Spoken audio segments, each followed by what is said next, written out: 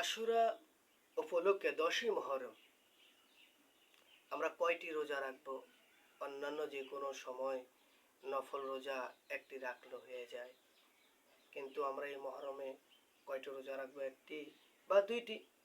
আমরা তা থেকে জানি, ইবনে আব্বাস রাদিয়াল্লাহু তাআলা আনহু হতে বর্ণিত, তিনি বলেন,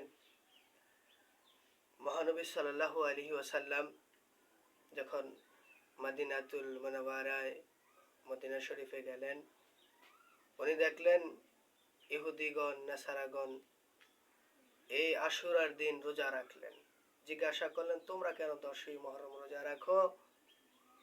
ইহুদিগণ এবং নাসারাগণ উত্তর দিলেন যে আমরা এই দিনে রোজা রাখি মুসা আলাইহিস সালাম এবং ওনার অনুসারীগণ ফেরাউনের কবল থেকে মুক্তি পেয়েছেন, এজন্য মুসা আলাইহিস সালাম এই দিনটা রোজা রাখতেন শুকরিয়া তান হিসাবে।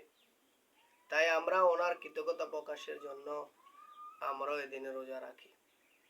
তখন নবীজি সাল্লাল্লাহু আলাইহি সাল্লাম বললেন যে তোমাদের থেকে আমরা মুসা আলাইহিস সালামের নিকট অধিক হকদার, অধিকতর নিকটবর্তী। তাই আমি এবং আমার সাহাবা কেরাম তোমরা ওই 10ই মুহররম রোজা রাখবা, এবং আমরা সামনের বছর অর্থাৎ যদি আল্লাহ তাআলা হায়াতে বাঁচিয়ে রাখেন তাহলে আমরা 9ই মুহররম এবং 10ই মুহররম আমরা দুইটি রোজা রাখবো। কয়টি রোজা? আমরা দুইটি রোজা রাখবো। তাহলে এটা আমরা হাদিস শরীফ থেকে পাইলাম যে মুহররম মাসে কয়টি রোজা রাখতে হবে? দুইটি রোজা, যাতে ইহুদি এবং নাসারাদের সাথে সাদৃশ্য হয়ে না যায়, সেজন্য আমরা দুইটি রোজা রাখবো। কয়টি রোজা?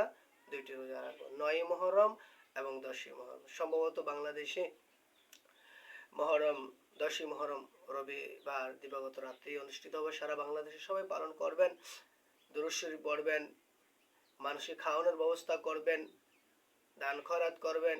বিশেষ করে কারবালার ময়দানে যারা শাহাদাত বরণ করেছেন ওনাদের জন্য দোয়া করবেন। আল্লাহ তাআলা যাতে করে আমাদের প্রত্যেককে কবুল করেন। আমিন। আসসালামু আলাইকুম ওয়া রাহমাতুল্লাহ।